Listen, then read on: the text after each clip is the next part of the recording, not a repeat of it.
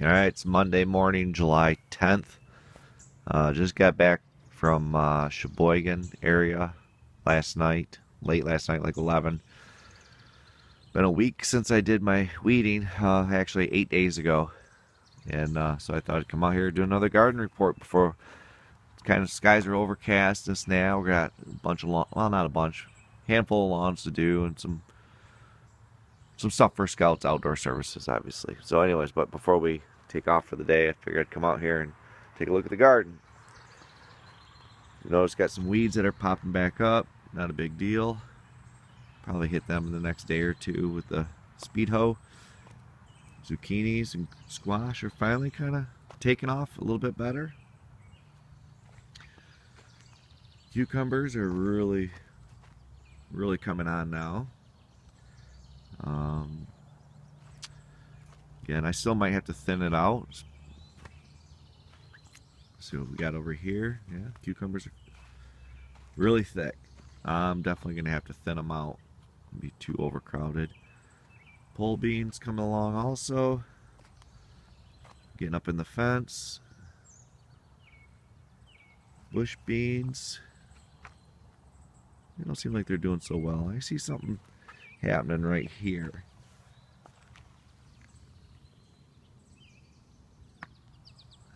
I don't know if I have something getting in here. But anyways, I'll continue. I'll go this way. So you can see I got a little bit of weeding to do. Oh, tomato plant. Another tomato on that tomato plant. There. Cabbage is starting to finally kind of come on. I can see that these squash plants, these are acorn squash and butternut squash. They got little flowers on them, so that's good. Peppers.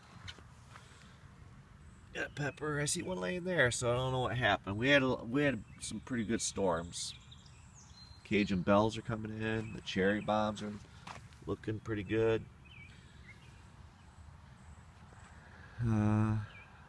I must have killed my rhubarb. I might have accidentally sprayed it. Well, obviously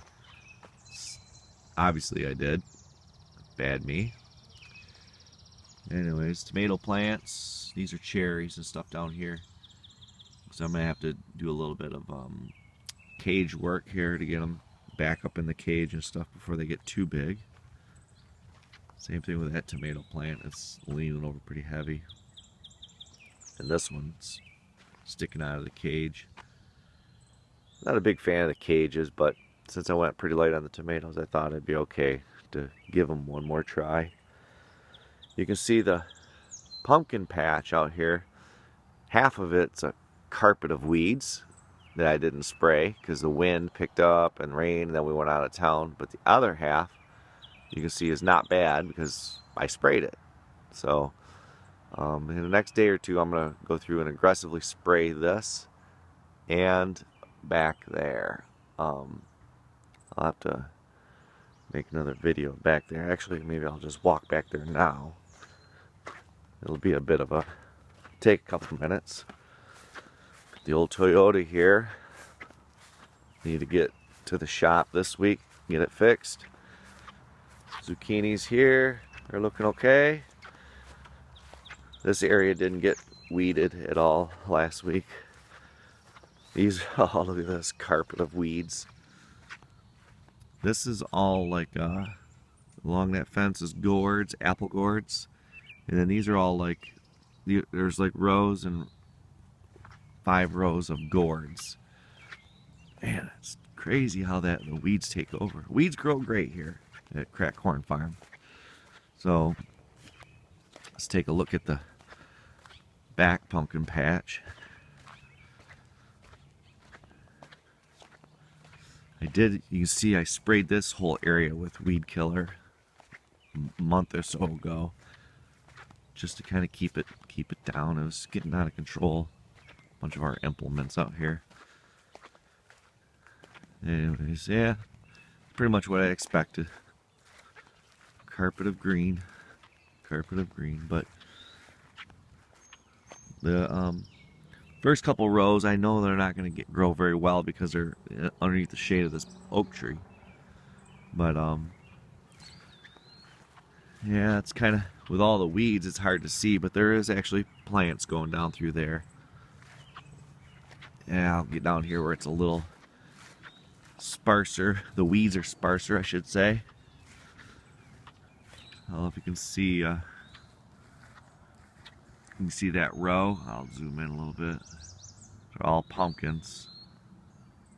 So, anyways, you kind of get the idea out here. Pumpkins, pumpkins. It's wild how out there where it gets lots of sun, not much weeds. But here where it might get a little more shade, a little weedier. But this is all going to get sprayed in the next couple days. And keep the weeds in check, try to. The rows are wide enough that we could run the disc down through, but I didn't leave room at the end for the tractor to turn around, so we can always bring the rototiller out here also, but we'll see. So far, it looks like everything's coming up pretty decent. Again, this is July 10th, and it always seems like it goes so slow, goes slow, and then, you know, mid-July or so, it just, I don't know, it just all of a sudden it just boom, really takes off. And again, we got about a 2-week delay in getting everything in the ground, so that could have something to do with it too. Anyways, all right, so that's been a weekly update of the garden.